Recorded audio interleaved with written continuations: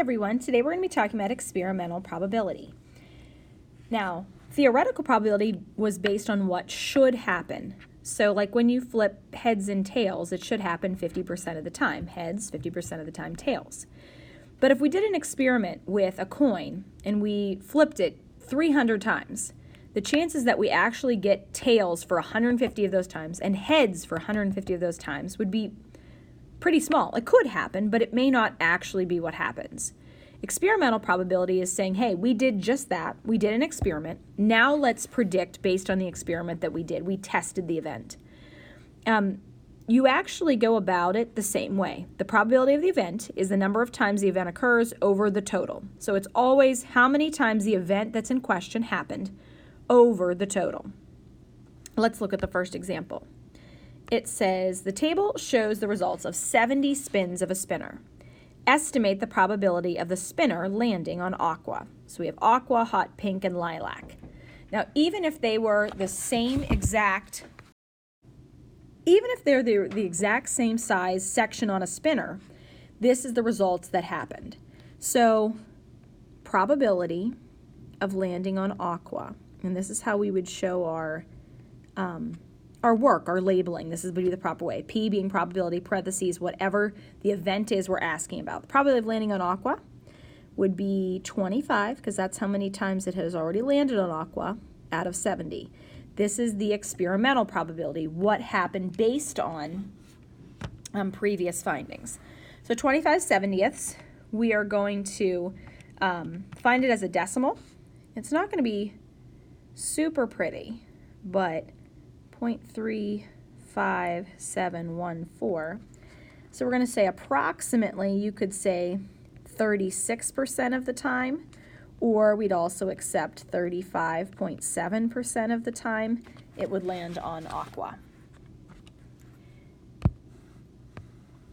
Now the next example, it says the cafeteria workers are predicting what lunch the students want the most by recording what each student orders to eat.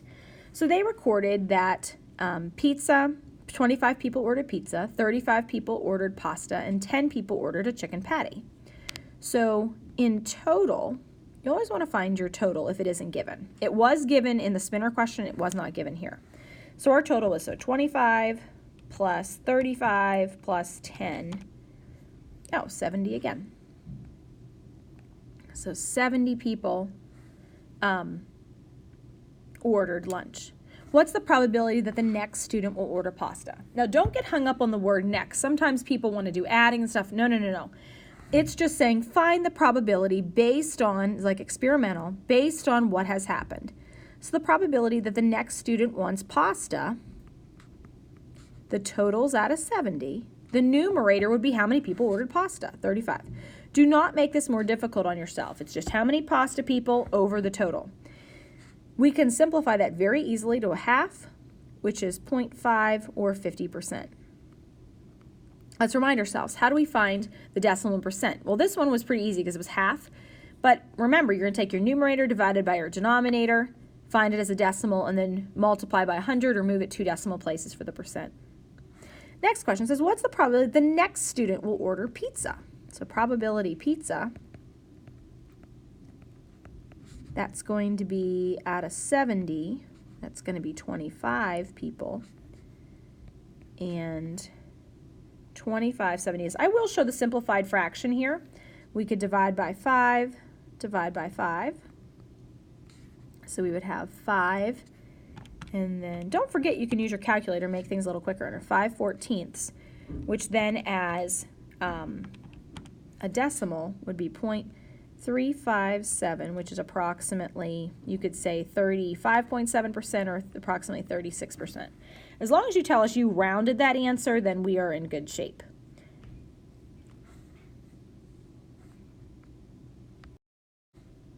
So in our next example, we are going to go through a multiple choice question, and we're going to show you how to determine what's the best answer, which choice is the best answer.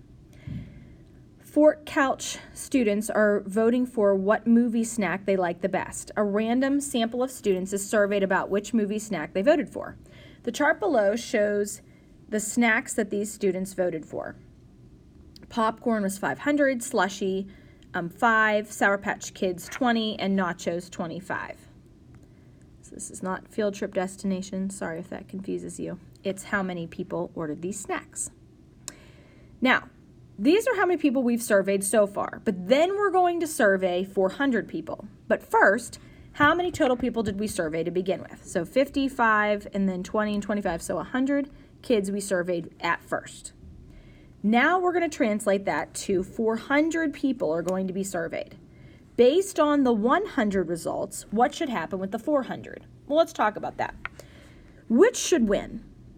Well, popcorn had the most votes, so anything that doesn't say popcorn will win is gone. Slushie would be last place, Sour Patch Kids third place, and Nachos second place. Let's go through and eliminate things we don't like and then talk about the ones that match closely. Popcorn will win with 300 votes. Okay, I like the statement so far. Popcorn will win. That is what we also gathered. Let's see if it's going to be 300 votes. Well, out of the 100, it was 50 out of 100. What is that going to be out of 400? So, if it's 50 out of 100, this one's pretty easy. How many should that be out of 400? Well, if you can use a multiplier of 4, here I'm saying it's pretty easy, and then I'm messing up my multiplier, huh? Multiplier of 4 times 4 times 4, which would be 200 votes. So is the 300 votes accurate? No, so we can eliminate A. B, Sour Patch Kids will come in second place with 80 votes. Will they come in second place? No, Nachos should come in second place, so we can eliminate B. Popcorn will win with 100 more votes than the second place snack. So, popcorn, they had 200 votes. Nachos is 25 out of 100, which is going to be out of 400. We're going to multiply by 4 again, so they're going to get 100 votes. So is 200 votes here 100 more than 100 votes? Yeah. Ooh, it looks like we found our winner, C. Let's make sure we can eliminate D, though, before we get excited about C. Nachos will win with 80 more votes than Slushie. So Nachos, will they win? Oh, no, we can eliminate that right away because Nachos aren't going to win. Good. C is our answer. Now let's go to 4. Bryn works at the Mattel factory that manufactures Barbie dolls.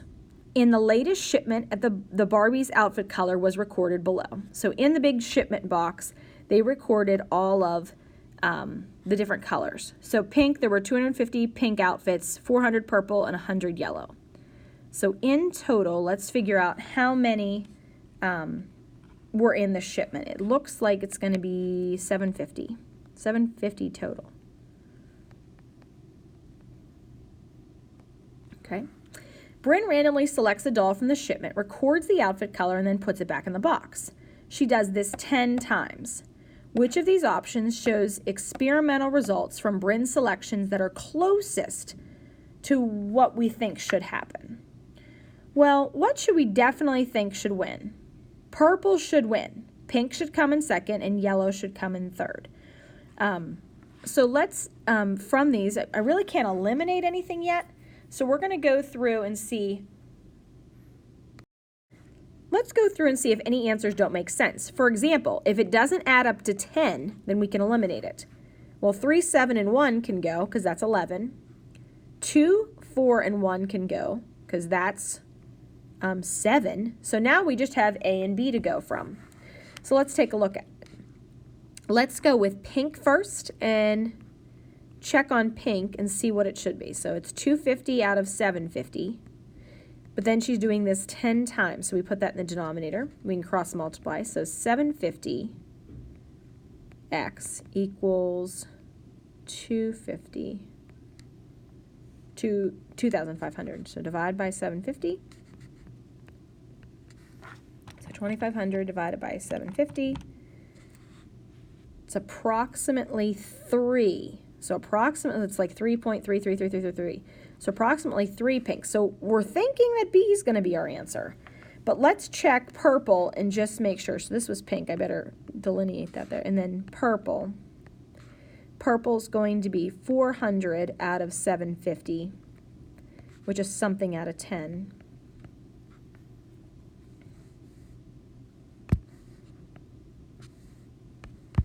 So then we cross multiply 750. X equals 4,000. Then divide by 750.